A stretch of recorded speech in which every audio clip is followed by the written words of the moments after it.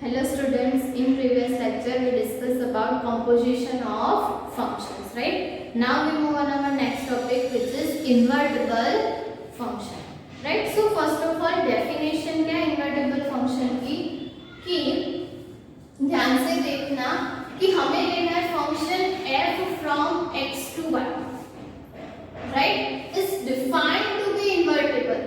So जो function f है वो invertible कब होगा if there exists a function g from y to x. That means कि g क्या होना चाहिए, तो इसका जो कोडोमेन है वो इसका डोमेन हो जाएगा, इसका जो डोमेन है वो कोडोमेन हो जाएगा, राइट? उल्टा. So such that अब g को हम लोग ये फंक्शन का इन्वर्टिबल फंक्शन कब कहेंगे, जब ये दो कंडीशन सेटिस्फाइड हो रही हो. That means कि g of f is equals to ix होना चाहिए और f of g is equals to iy होना चाहिए. अब इसका भी डिस्कशन हमने प्रीवियस लेक्चर्स में किया था, राइट? कि g of f is equals to ix का मतलब क्या है कि g of x is equals to हमें क्या लेना चाहिए, x for every x belongs to x. क्यों? क्योंकि यहाँ पे देखो f का डोमेन क्या है, x, इसीलिए यहाँ पे हमने क्या लिखा है ix, क्योंकि हेडनेट हमें कहाँ से लेने, f के डोमेन में से लेने, राइट? क्योंकि फर्स्ट फंक्शन हम लोग कौन सा यूज करते हैं, मतलब कौन सा अप्लाई करते हैं, f.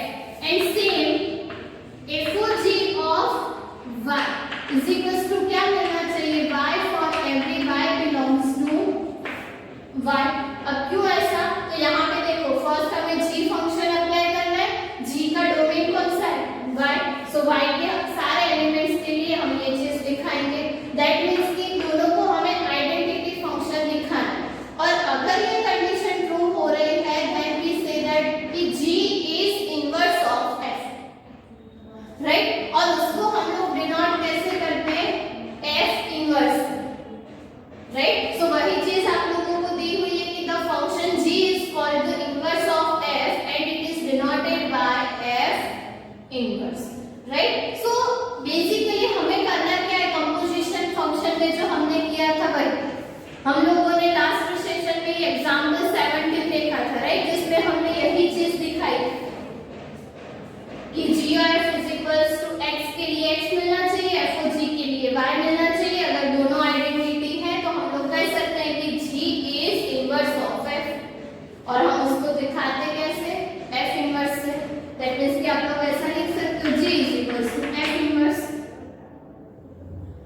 एक और चीज है यहाँ पे आप लोग ध्यान दोगे तो कि एक हमारा फंक्शन है f from x to y, right? Suppose हम लोग दो सेट्स ले रहे हैं, ये हमारा x, ये हमारा y, राइट? सो ये दो सेट्स के लिए हमारा f क्या, x to y, and g क्या है, y to x. अब दोनों फंक्शन मतलब कि ये कंडीशन ट्रू होने के लिए ऑब्वियस है कि ये दोनों 1 1 एंड 1 2 होने चाहिए. दैट मींस कि ये जो f है वो एंड ये g है वो दोनों फंक्शंस जो हम लोग डिफाइन करते हैं वो दोनों 1 1 होने चाहिए. क्यों होने चाहिए, अगर 1 1 1 2 होंगे तभी रिवर्स में ये प्रोसेस ट्रू होगी. हम लोग करते क्या है कि x1 के लिए यहाँ पे f of x1 दिखाते हैं. सो अगर यहाँ से यहाँ मैपिंग कर रहे हैं हम लोग तो इसके सारे एलिमेंट्स के लिए यहाँ पे इमेज मिलनी चाहिए. हम फंक्शन कब कहते हैं कि डोमेन के जितने भी एलिमेंट्स हैं उन सभी के लिए हमें इमेजेस मिलनी चाहिए, राइट? सपोज आप लोग ऐसा लिख रहे हो यहाँ पे 1 2 3 एंड यहाँ पे ले रहे हो a b and c. सो 1 के लिए b, 2 के लिए a, 3 के लिए c. सो ये 1 1 और 2 है तो आप लोग x to y या तो y to x फंक्शन है ऐसा कह सकते हो. बट सपोज यहाँ पे t दिया हुआ है तो हमारा फंक्शन का भी डेफिनेशन क्या है कि डोमेन के हर एक एलिमेंट के लिए हमें इमेज मिलनी चाहिए. सो यहाँ पे तो d ऐसा एलिमेंट है जिसके लिए इमेज एग्जिस्ट नहीं कर रही, और इमेज एग्जिस्ट नहीं कर रही तो वो फंक्शन ही नहीं होगा, राइट? सो फिर उसके लिए हम लोग ये बात तो कर ही नहीं सकते. सेम वे में अगर यहाँ पे भी कोई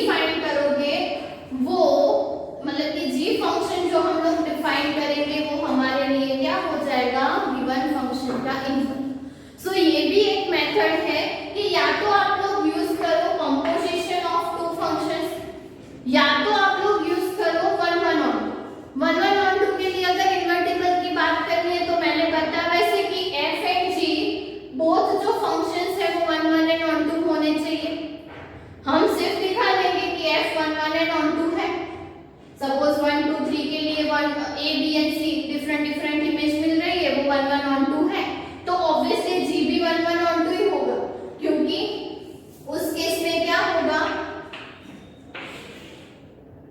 ये भी बट ऑब्वियस सी बात है कि यहाँ पे 1 2 3 है, यहाँ पे ए बी सी है, हम लोग एक एलिमेंट के साथ एक ही एलिमेंट की मैपिंग करवाते हैं, राइट। ये हमारा फंक्शन एफ, यहाँ पे जी। सो ऑब्वियसली आप लोग एफ डिफाइन करो।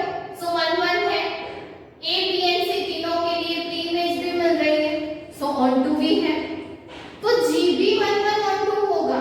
कैसे? तो जी में डोमेन कौन सा होगा, ए बी एंड सी, तो ए के लिए 2, बी के लिए 1, सी के लिए 3 इमेज मिल रही है, और वहां पे कोडोमेन कौन सा होगा, 1 2 and 3, राइट। सो कोडोमेन के सभी एलिमेंट के लिए भी डोमेन में इमेज मिल रही है। सो जब भी हम लोग बात करते हैं f is 1 1, तो ऑटोमेटिकली g 1 1 on 2 होगा ही हो, राइट। और वहां पे हमें क्या दिखाना है कि जो फंक्शन f हमें गिवन है उसे आप लोग सिर्फ 1 1 on 2 दिखा दो, राइट। और वो 1 1 on 2 दिखाने के लिए जो x की वैल्यू हमें मिलेगी वो हमारा क्या हो जाएगा, इनवर्स फंक्शन, राइट। सो वो हम लोग सम करेंगे तो ज्यादा अच्छे से आप लोगों को समझ में आएगा। बट ये चीज आप लोगों को ध्यान में रखनी है कि if f is invertible then f is must be 1 1 and on 2, okay. And उसका कन्वर्स भी सही कि if f is 1 1 and on 2 then f is invertible, right. और इन्वर्टिबल है तो उसका इनवर्स एग्जिस्ट करेगा, और इसका इनवर्स क्या होगा, सो जो आप लोग फंक्शन g फाइंड करते हो 1 1 on 2 में, on 2 के लिए जो हम लोग फंक्शन डिफाइन करते हैं डोमेन का, वो आप लोगों का क्या हो जाएगा, इनवर्स फंक्शन, राइट। वो हम लोग एग्जांपल में देखते हैं तो आप लोगों को ज्यादा अच्छे से समझ में आएगा, राइट। सो आई होप कि अब इन्वर्टिबल फंक्शन क्लियर हो गया। आइदर ये दोनों कंडीशन प्रूव करनी है, आइदर 1 1 on 2। नॉर्मली क्या होता है कि जब भी कुछ फंक्शंस दिए हुए वहां पे हम लोग ये मेथड करेंगे तो ज्यादा इजी होगा, लेकिन कहीं पर डायरेक्टली हमें 1 1 on 2 पता चल रहा है या तो हमें कुछ प्रूफ करना है, तो वहां पे हम लोग 1 1 on 2 का यूज करेंगे, राइट। क्योंकि वहां पे उस मेथड से सॉल्व करना ज्यादा इजी हो जाएगा, ओके। सो एक एग्जांपल से देखते हैं, दोनों मेथड करते हैं तो आप लोगों को ज्यादा समझ में आएगा और हमें दोनों मेथड में आंसर सेम ही मिलेंगे, ओके। सो f जो दिया हुआ है वो n2y, जहां पे y आप लोगों को कुछ इस तरह से फंक्शन डिफाइन करके दिया, okay. And f of x दिया हुआ है 4x + 3, और ये जो f है उसे इन्वर्टिबल दिखाना है। अब इन्वर्टिबल दिखाना है तो हमें क्या करना है, g of f = ix and f of g = iy दिखाना है। बट उससे पहले हमें फंक्शन g डिफाइन तो करना पड़ेगा। सो g हमारा क्या होगा कि ये हमारा f of x, राइट। हम क्या कहते हैं, f of x = y, so y = 4x + 3। सो यहां से x की वैल्यू क्या मिलेगी, x = y - 3 / 4, ओके। और ये जो फंक्शन है उसके लिए आप लोग देखोगे तो y जो है वो हमारा कहां से होगा, ओके। ये पूरा जो x है मतलब कि हमने जो y लिया वो y में से होगा, राइट, कोडोमेन में से, ओके। एंड ये जो x मिला वो कहां से होगा, belongs to n, that means कि हम लोग ऐसा लिखते थे ना, y बिलोंग्स टू हमारा क्या होगा, कैपिटल Y, राइट। सो यहाँ पे हमने एलिमेंट लिया कोडोमेन में से और ये हमारा बिलोंग करेगा डोमेन में। सो ये उसका उल्टा हो गया, दैट मींस कि f is from n to y। अब ये फंक्शन के लिए डोमेन एंड कोडोमेन चेंज हो जाएंगे। सो यहाँ पे हम लोग कह सकते हैं कि इसको अगर हमें एज अ फंक्शन दिखाना हो तो ये क्या हो जाएगा, g of y = y - 3/4। और ये जो g है वो कहां से कहां तक डिफाइन होगा, y to n, कि y की वैल्यूज जो है वो सारी हमें इसके डोमेन में से लेनी, राइट। हम लोग वही करते हैं ना, x डिफाइन करते हैं तो x की वैल्यू कहां से बिलोंग करते हैं, उसके डोमेन में से। सेम हमने y डिफाइन किया, g कहां से कहां तक का फंक्शन होगा, y to n,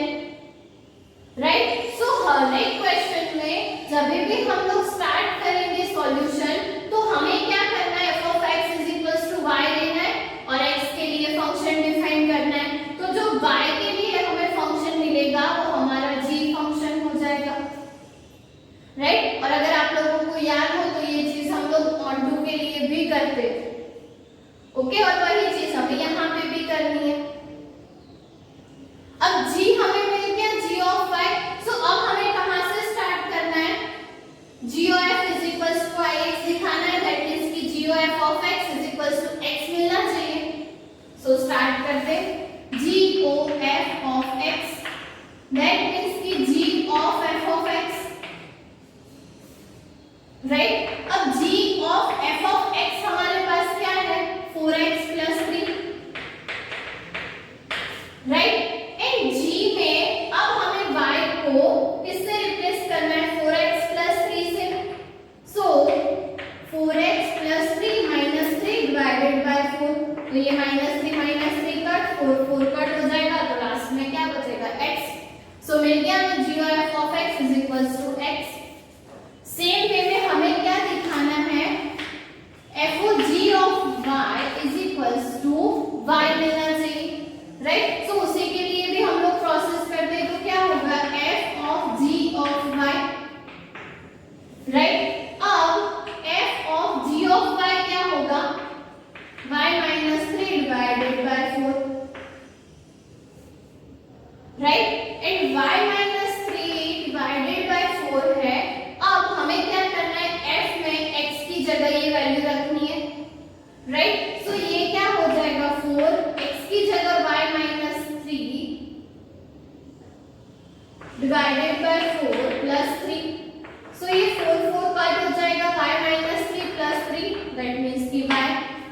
सो अब हमें मिल गया g of f of x = x and f of g of y = y। सो अब हम लोग कह सकते हैं कि हमने जो ये g डिफाइन किया था वो हमारा क्या होगा गिवन फंक्शन का इनवर्स, राइट। और इनवर्स है तो हम उसे डिनोट कैसे करेंगे f इनवर्स अब हम लोग लिखते हैं इनवर्स x के लिए, राइट। सो x के फॉर्म में लिखते हैं तो आप लोगों को इसे क्या लिखना है f inverse x = x - 3 divided by 4, और ये हमारा क्या होगा आंसर, राइट। सो कोई भी फंक्शन के लिए हमें इनवर्स फंक्शन फाइंड करना है तो हमें ये वाली प्रोसेस करनी है, और अगर ये प्रोसेस नहीं करनी तो आप लोगों को क्या करना है 1 1 और 2 दिखाना है, राइट। सो 1 1 और 2 में भी आंसर यही मिलेगा, देखते हैं कैसे करना है। सो 1 1 और 2 तो पहले 1 1 दिखाना है, तो पहले क्या लेना है x1 x2 belongs to n, so क्या मिलेगा f of x1 = f of x2, that means 4x1 + 3 = 4x2 + 3, so क्या मिलेगा 4x1 = 4x2 and implies में x1 = x2, राइट। अब x1 = x2 मिल गया, तो अब हमें किसके लिए एलिमेंट एज्यूम करना है, यहाँ पे लेना है कि let y belongs to capital Y और f of x की जगह y, so y = 4x - 3, so x जो है वो हमारा क्या हो जाएगा 4x + that means कि y - 3 डिवाइडेड बाय 4। अब y जो है ना वो हमारा इस तरह से डिफाइंड है जहां पे x की वैल्यू हमें n में से लेनी है, और ये फंक्शन में x की वैल्यू रखोगे तो हमें ये सभी नेचुरल नंबर से मिलने वाले, राइट। सो अल्टीमेटली हमारी जो वैल्यू होगी ये x वो ऑब्वियसली n में बिलोंग करेगा, ओके। वहां पे जो नंबर आएगा वो आप लोग यहाँ पे रखोगे, 3 माइनस करोगे, डिवाइडेड बाय 4 करोगे, तो ऑब्वियसली आप लोगों को यहाँ पे क्या मिलेगा बिलोंग्स टू n, और अब x बिलोंग्स टू n है तो हमें क्या प्रोसेस दिखानी है f of x = y, so f of x = क्या होगा यहाँ पे f x की जगह y - 3 डिवाइडेड बाय 4। अब x की जगह हमें क्या रखना है फंक्शन में 4y - 3 divided by 4 + 3, 4 4 cancel, 3 3 cancel, आ गया y, और अब f of x = y आ रहा है, तो ये जो हमें फंक्शन मिलेगा वो क्या होगा हमारा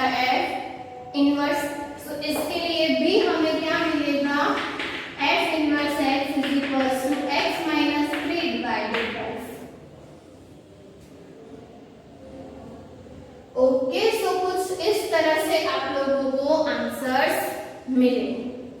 ओके, सो इन्वर्टिबल के लिए कुछ रिजल्ट्स भी हैं जो हमें देखने हैं, राइट। बट अभी आप लोगों को सिर्फ इतना देखना है कि इसको प्रूव किस तरह से करना है, राइट। सो ये डेफिनेशन ध्यान में रखनी है। कॉन्जुगेशन ऑफ टू फंक्शंस के लिए जब भी हम लोग बात करें तो ये चीज ध्यान में रखनी है। 1 1 1 2 के का यूज करके भी हम इसे प्रूव कर सकते हैं। ओके, सो इसके एग्जांपल्स हम लोग नेक्स्ट सेशन में डिस्कस करेंगे। ओके।